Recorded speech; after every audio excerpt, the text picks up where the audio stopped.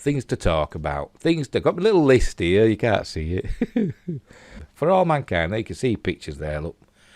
To the For All Mankind, I don't know, there's a picture of John Lennon in a spacesuit. I've never noticed that happening.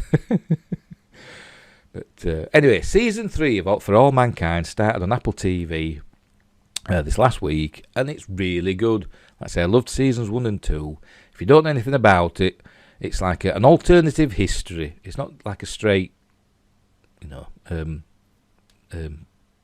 story about, human space flight. It's an alternative history, and it's about what would have happened if the Russians had got to the moon first, and what would the consequences have been for the space projects of both the USA and the Soviet Union.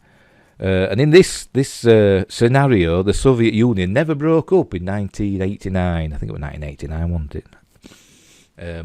It carries on. So season 1 was about that.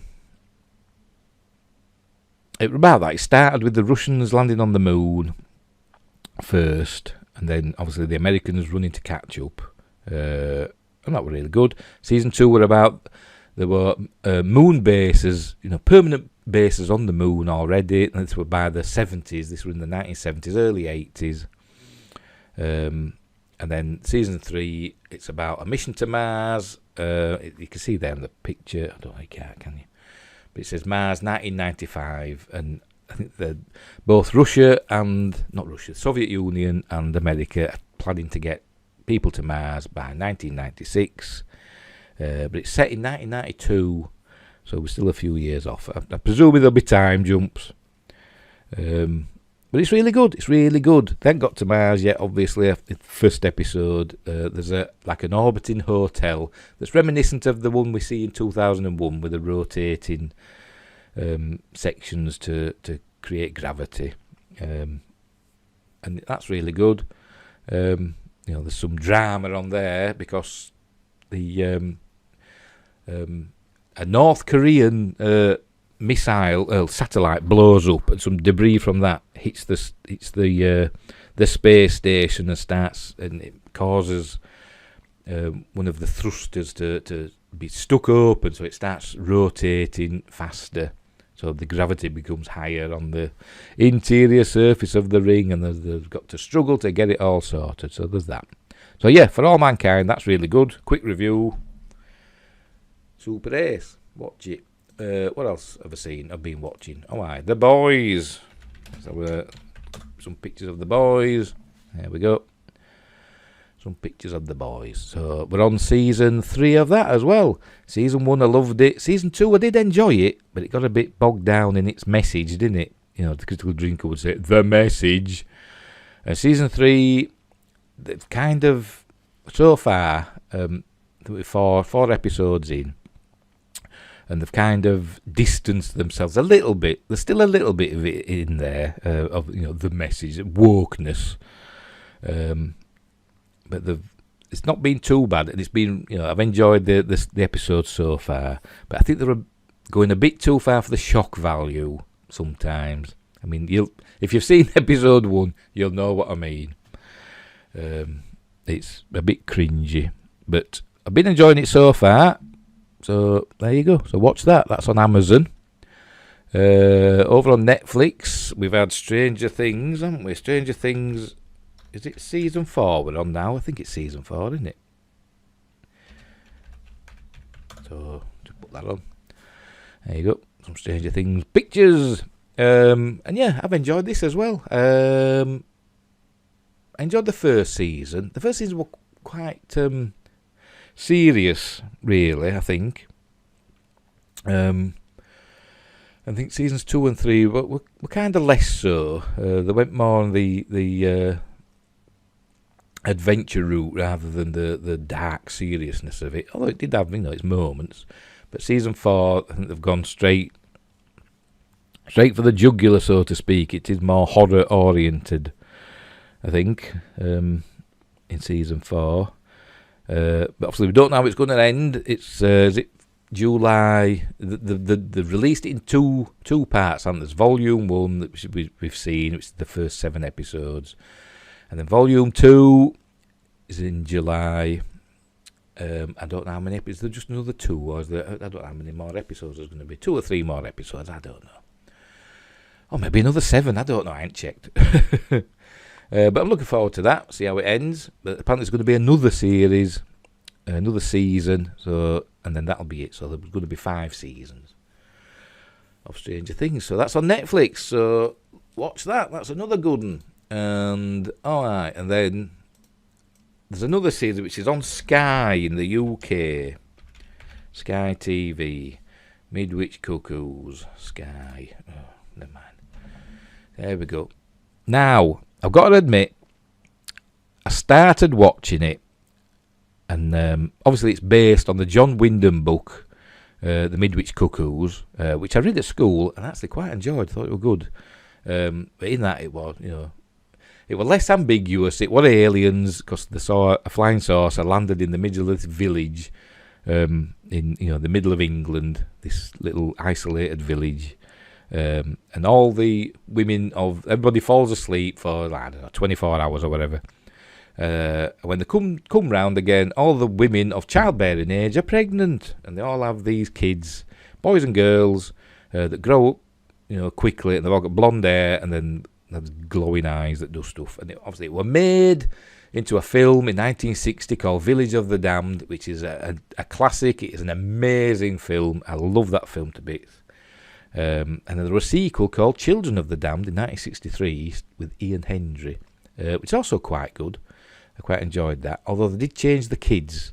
They're a bit more ethnically diverse, which is fair enough, but they didn't all have blonde hair like in the original. And that's what it's like in this new one. As you can see a picture there, the kids, obviously they're ethnically diverse as well, and they haven't all got blonde hair, which kind of put me off a bit. Which, it did put me off a little bit of the Children of the Damned film. But, what you're going to do. I can't actually remember if in the original book if they all had blonde hair. I can't actually remember. Maybe they did, maybe they didn't. But I didn't get very far in this. It wasn't gripping me. But I'll have to give it another go, because it's got Keely Hawes in it, who you should know from Ashes to Ashes, the sequel to Life on Mars. And she also was the voice of Lara Croft for a few games. So, the lovely Keely Hawes. So I should try it again. But I did start watching it, and I was just amazed. It's supposed to be set in this small town of Midwich, which is supposed to be the middle of England somewhere, and it's the most ethnically diverse small town I've seen, English town I've seen, like ever. It's actually filmed in a town called Amersham in Buckinghamshire, and if you look at the demographics of Amersham, it's like 90%, white. And I'm not saying you shouldn't have ethnically diverse, characters and cast, but it's not true to life, is it? If it's supposed to be this isolated Middle English, village or / small town, but whatever. It's the 21st century, I suppose. There was a picture there. Look, that's from the John Carpenter remake of Village of the Damned, which, it has its moments, but really it's not very good, is it? It's not very good. But that's from that were in the 90s when that were made. Is there any pictures from the 1960? There we go. That's from the 1960 original. Great film. I might watch that later.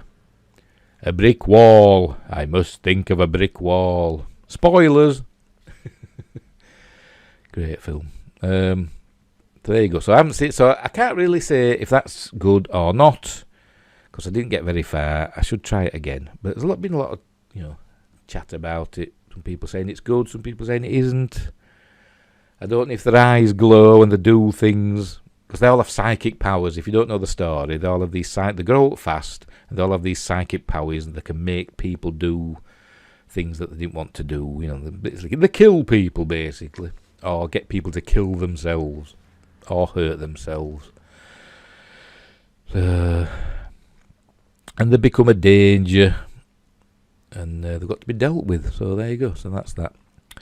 And finally, one thing I've been doing over the last, few days is playing a game. Now, I really enjoyed the first game, there we go, of Jurassic World Evolution. I really enjoyed the first game. I found it really relaxing. I lost hours and hours and hours in that game. You're building up, like a Jurassic World style park on these various islands, the Isla Nublar and Isla Sorna and all that. And I really enjoyed the first game. I found it, it was relaxing. I lost myself in the game. Hours and hours and days went by building up this park, and it was really satisfying, and I loved it. And then Jurassic World Evolution 2 comes along and just like crumples all that up, throws it in the bin, and it's shit. I hate it. It's got various. I think that they think they've improved it, because instead of just having a campaign where you're building your park, this is supposed to be more like the new film Jurassic World Dominion, where the campaign is you've got to capture these dinosaurs that are roaming free, and then put them in safe, in enclosures, so that people are safe. And the campaign, I did it in a few hours. It was done with, over, and I thought, is that it? Anyway, then there's other things. There's like a thing called Chaos Theory, which is where you build up your own Jurassic Park, based on the original film. You have somebody doing an impression of John Hammond. So you've got to build Jurassic Park, and I didn't like it. I did not like it. It's too fiddly. They've made it too fiddly. Things are too expensive. I mean, you're doing your best. You're working away. You're building your park up. I'd spent a few days playing the game. I'd built up the park. I was doing the missions, and one of the missions is you've got to do a T-Rex, and that costs a lot of money. So you've got to build your park up, get it profitable, and you do all that. Got my T-Rex, and everything was going okay. My money was starting to go up again, and then suddenly there was like a disaster, like a storm that just came out of nowhere, had no time to react, and that opened all the shelters, and the guests went in, and then there were loads of damage, and then my money that I had several $1 million in the bank, so to speak, that just dropped like a stone really quick. I was bankrupt. The game gave me 2 minutes to get the money back up over zero, and like in no time at all, I was like minus millions and millions of dollars, and there was nothing I could do. No amount of selling dinosaurs or demolishing buildings for refunds. I'd get the money up, and that was it. And it just went bang, mission failed, park failure, and I had to reload from. I could either start again or reload from a checkpoint. And I thought, what's the point? What's the point? So it put me off the game. I hated it. I hated that bit. But it's too fiddly anyway. There's this. Everything costs so much money, and it's annoying. Like the first game was really relaxing. I lost myself in the world. I was looking after the dinosaurs and looking after the park and the guests. And in this one, you're worrying about money all the time. You're spending things all the time. You've got to have these scientists. You've got to assign scientists to these various jobs. And then they get this, you overwork them, they get disgruntled, so you've got to rest them. For some reason, resting your scientists costs money. I don't know why, it just does. But yeah, it's crap. It's crap, and I'll probably not play it again, because it put me off the game. I mean, maybe there's other things I could do. There's a sandbox mode, so maybe I can do that, and just go in and just, have fun doing that. So maybe I will try that, the sandbox mode, and try and chill out, but we'll see what happens. But yeah, so I can't recommend Jurassic World Evolution 2 because it got me angry. But I do recommend the first game, which is one of my favourite games ever. I really enjoyed that. So there we go. So we'll leave it there. That's my news for today.